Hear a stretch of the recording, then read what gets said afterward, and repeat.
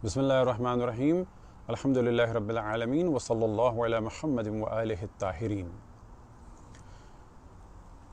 सबसे पहले तमाम सुनने वालों की खिदमत में अस्सलामु अलैकुम। लेकिन इस वक्त जो हमारी गुफ्तगू है वो पाकिस्तान के तमाम हुक्मरानों से, सदर, वज़ीर आज़म और जितने वज़रा हैं और इनके अलावा चीफ़ जस्टिस और ख़ुसूसन सहाफ़ी बरादरी और अलल ख़ुसूस वो हज़रात कि जो इस वक्त दुनिया भर में जाने जाते हैं, पहचाने जाते हैं। अब हम कुछ नाम ले रहे हैं और नाम हिफ्ज़ मरातिब या अल्फ़ाबेटिकली नहीं हैं, जिस तरह से भी मिले वो हमने लिख दिए हैं। शाहीन सहबाई, नजम सेठी, अयाज़ अमीर, डॉक्टर हसन अस्करी रिज़वी, ज़ियाउद्दीन, कामरान ख़ान, इम्तियाज़ आलम, सुहेल वड़ाइच, आरिफ निज़ामी, इरशाद आरिफ, बिलाल ज़फ़र, आई.ए. रहमान, नसीम ज़हरा, मोहम्मद मलिक, डॉक्टर मुईद पीरज़ादा, हारून रशीद, मुजीबुर रहमान शामी, आमिर मतीन, रऊफ़ गलासरा, नदीम मलिक, अनीक अहमद, मुबश्शिर लुकमान, डॉक्टर शाहिद मसूद, आफ़ताब इकबाल, जुनैद सलीम, आरफा नूर, उवैस तौहीद, डॉक्टर आमिर लियाक़त हुसैन, सलीम बुखारी, वसअतुल्लाह ख़ान, मुबश्शिर ज़ैदी, ज़रार खोड़ो, फ़हद हुसैन, मज़हर अब्बास, काशिफ़ अब्बासी, महर अब्बासी, जावेद चौधरी, इम्तियाज़ गुल, खावर घम्मन, इरशाद भट्टी, मारिया मेमन, अरशद शरीफ, सना बुच्चा, शौकत पराचा, हामिद मीर, कामरान शाहिद, सिद्दीक़ जान,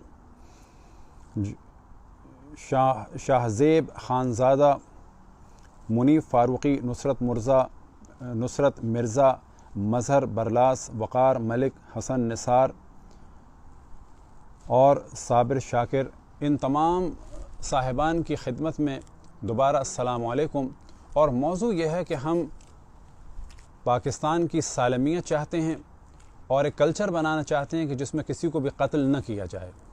और आम तौर पर लोग कुछ तकल्लुफ़ से काम लेते हैं, लेकिन हम बहुत वाज़ेह बता दें, हम पाकिस्तान में ना हिंदुओं के कत्ल आम को सही समझते हैं, ना उनकी लड़कियों के अगवा को सही समझते हैं, न किसी भी ईसाई के कत्ल आम को या उनको डराने या धमकाने या इसी तरीके से कायदियानियों के भी कत्ल को बिल्कुल कंडम करते हैं। और साथ ही हम हक़ रखते हैं कि अपना दिफा करें। पहली बात यह कि हमें कल्चर बनाना चाहिए डायलॉग वाला, और दूसरी बात यह कि आज़ादी बयान हो। हाँ, आज़ादी बयान के कतन ये माना नहीं किसी की तौहीन हो, लेकिन मज़हब के भी ये माना नहीं कि हम अपना दीन मुसल्लत करें किसी भी और दीन के पैरोकार पर, या अपना मज़हब मुसल्लत करें किसी भी और स्कूल ऑफ थॉट पर।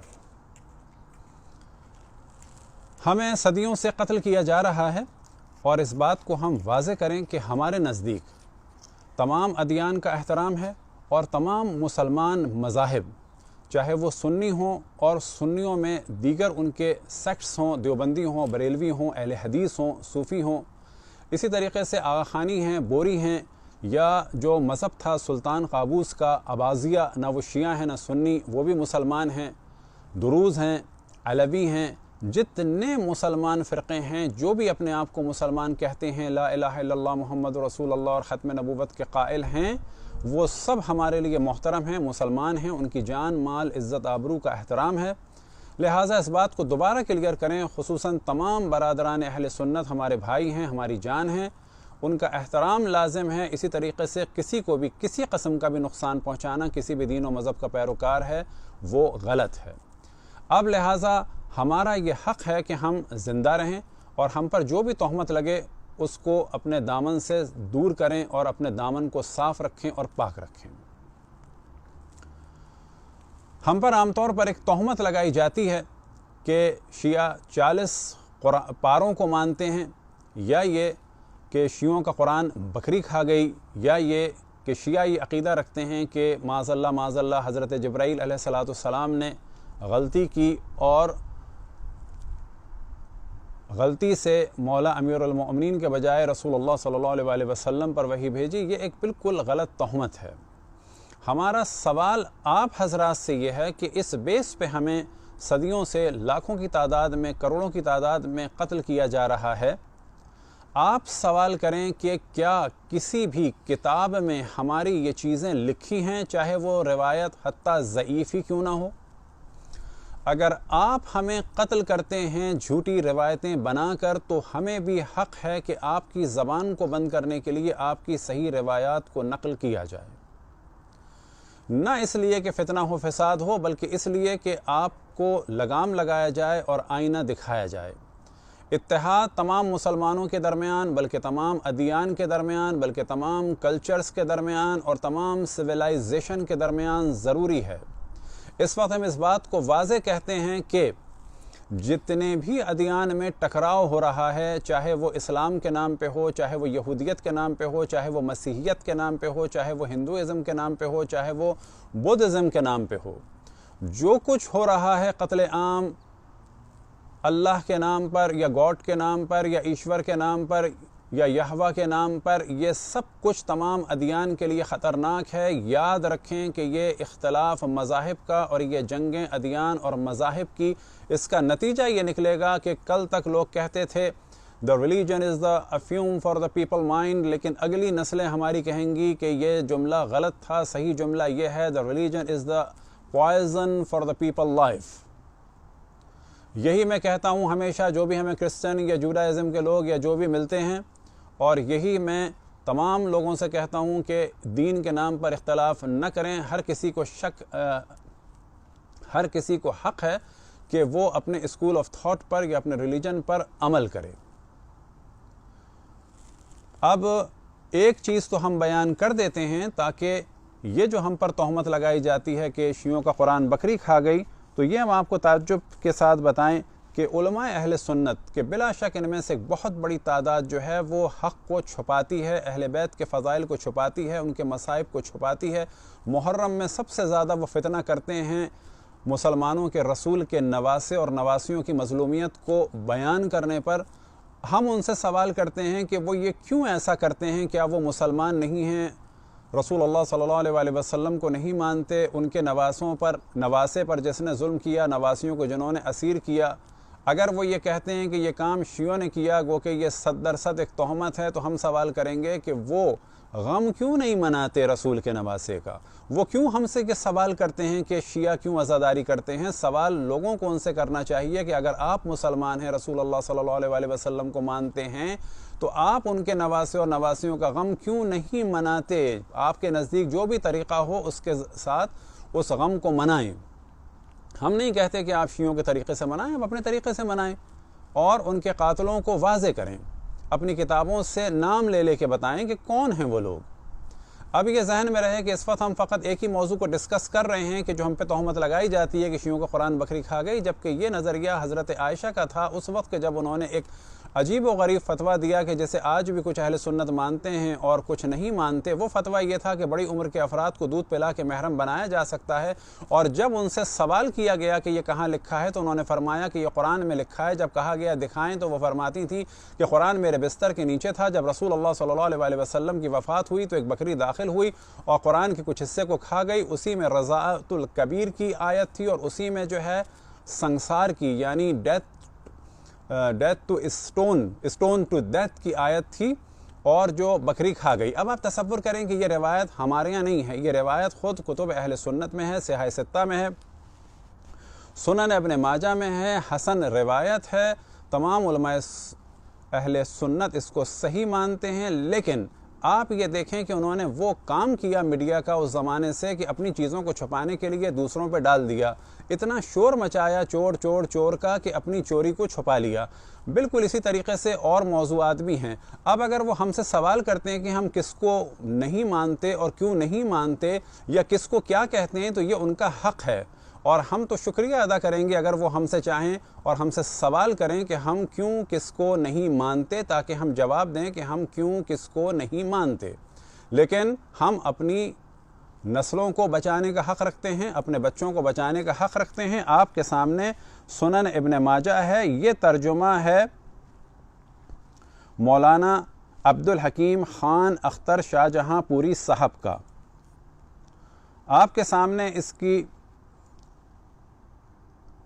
پیج نمبر 542 ہے، اور یہاں پر روایت ہے ابو سلمہ یحییٰ بن خلف نے اس کو نقل کیا۔ اب یہاں پر ہے کہ حضرت عائشہ فرماتی ہیں رجم اور رضاعت کی آیت قرآن میں نازل ہوئی تھی وہ ایک کاغذ میں میرے بستر کے نیچے رکھی تھی. جب حضور کی وفات ہوئی اور ہم اس میں مشغول ہوئے تو گھر میں ایک بکری گھس آئی اور اس نے اسے کھا لیا.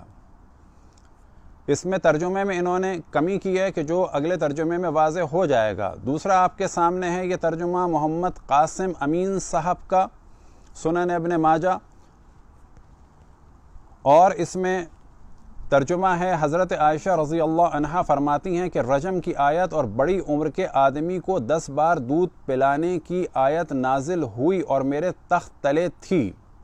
جب اللہ کے رسول صلی اللہ علیہ وآلہ وسلم کا وصال ہوا اور ہم آپ کی وفات کی وجہ سے مشغول ہو گئے تو ایک بکری اندر آئی اور وہ کاغذ کھا گئی. یہاں پر انہوں نے واضح کیا کہ بڑی عمر کے افراد کو دودھ پلا کے محرم بنانے کا جو فتویٰ تھا یہ ایک عالم اسلام میں بہت بڑا دھماکہ ہوا تھا حضرت عائشہ کے فتوے کی وجہ سے. یہ ہمارا رائٹ ہے کہ ہم اس کو مانیں یا نہ مانیں، بالکل اسی طرح سے جس طرح سے ایک تعداد اہل سنت کی حضرت عائشہ کے اس فتوے کو غلط کہتی ہے اور اس پر عمل نہیں کرتی ہے. اب اس کے بعد دوسرا ترجمہ ہے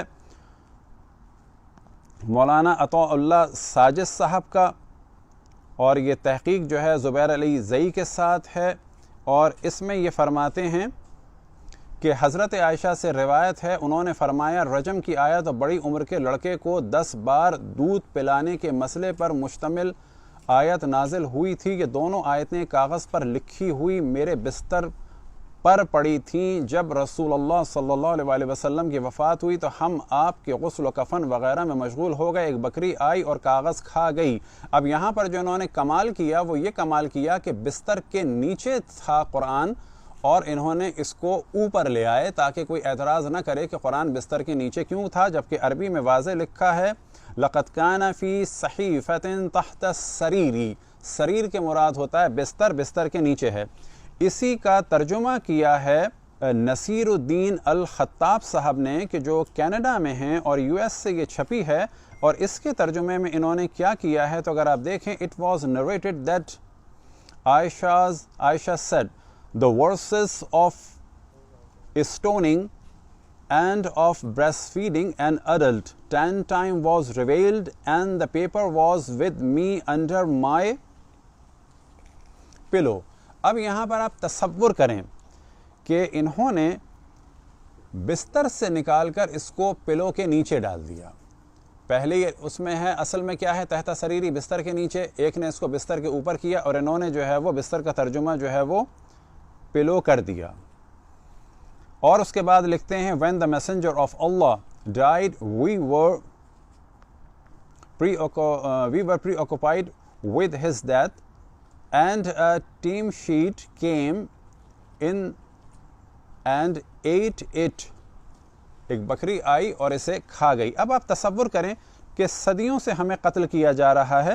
اگلا آپ کے سامنے صحیح سنن ابن ماجہ کا نسخہ ہے کہ جس میں اس کو بیان کیا ہے لقد نزلت آیت الرجم ورضاءۃ الکبیر عشرا ولقد كان في صحیفۃ تحت سریری فلما مات رسول اللہ صلی اللہ علیہ وآلہ وسلم. اور اس کے بعد کیا ہے تو شاغلنا بموتہ دخل داجن فاکلها. اب یہ روایت کیا ہے حسنون، یہ روایت حسن ہے، اور حسن کے بارے میں خود علماء اہل سنت فرماتے ہیں یہ صحیح کی طرح سے ہے اور اس کا انکار جو ہے وہ گناہ ہے.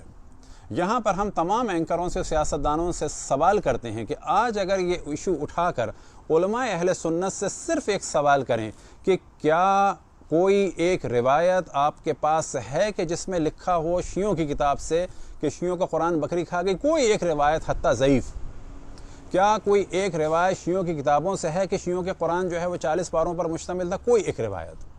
کیا کوئی ایک روایت شیعوں کی کتاب سے دکھا سکتے ہیں کہ شیعوں کا یہ عقیدہ ہو کہ جناب جبرائیل نے غلطی کی اور وہی جو مولا علی کے لیے تھی وہ رسول اللہ پر بھیج دی؟ کہیں ایک ضعیف روایت. اب یہاں پر سوال ہوگا کہ ہم اپنا دفاع کرنے کے لیے صحیح روایتیں بناتے ہیں تو آپ کہتے ہیں ہم توہین کر رہے ہیں. ہم یاد رکھیں توہین نہیں کرتے، ہم یہ حق رکھتے ہیں کس کو مانیں کس کو نہ مانیں، اور یہ بھی حق رکھتے ہیں کہ اپنے دفاع کے لیے بتائیں کہ کون کیا تھا، کس نے تاریخ میں کیا کیا، اور وہ ہم آپ کی روایات سے بتاتے ہیں. اور اگر ضعیف روایات بھی بتاتے ہیں تو وہ اس وجہ سے بتاتے ہیں، آپ کو دکھاتے ہیں کہ جب آپ اپنی کتابوں میں ان کو لکھ رہے ہیں، پھر ایک عام آدمی اس کو پڑھ دے، پھر آپ اسے قتل کریں گے۔ لہٰذا چاہے قتل مشعل خان کا ہو، چاہے آپ آسیہ بی بی کو دھمکائیں، چاہے قرآن پھاڑنے اور جلانے کے تہمت لگا کر ایک بچی کی جان کو خطرے میں ڈالیں، چاہے کسی قائدیانی کو ماریں، چاہے کسی شیعہ کو ماریں، آپ کا کام صرف مارنا ہو گیا ہے۔ اس سے آپ کے دین اور مذہب کو نقصان ہوگا۔ اسلام کو تو آپ نے تکبیر کے ذریعے سے پھٹنے اور دھماکوں کے نام سے بدنام کر ہی دیا، لیکن ہم اپنی جان مال عزت آبرو کو، اپنی نسلوں کو بچانے کا حق رکھتے ہیں۔ خداوند تبارک و تعالیٰ سے دعا ہے کہ آپ تمام صحافیوں کو حق اور انصاف کا ساتھ دینے کی توفیق عطا فرمائے، اور ان ملاؤں سے ایک اور چیز کو بھی پوچھیں، اور وہ یہ کہ جو آپ بیت المقدس کے نعرے لگاتے تھے، آج آ کے صاف بات کریں۔ یہاں سے آپ کو ان کی خباثت کا پتہ چلے گا کہ یہ لوگ جس مقام کو مقدس سمجھتے ہیں، پیسوں کے لیے اور سیاست کے لیے اس مقام کو بھی چھوڑ سکتے ہیں، تو انہوں نے کتنا جھوٹ بولا ہوگا شیعوں کو قتل کرنے کے لیے اور ان کی جان مال کو برباد کرنے کے لیے۔ وصلی اللہ علی محمد وآلہ الطاہرین۔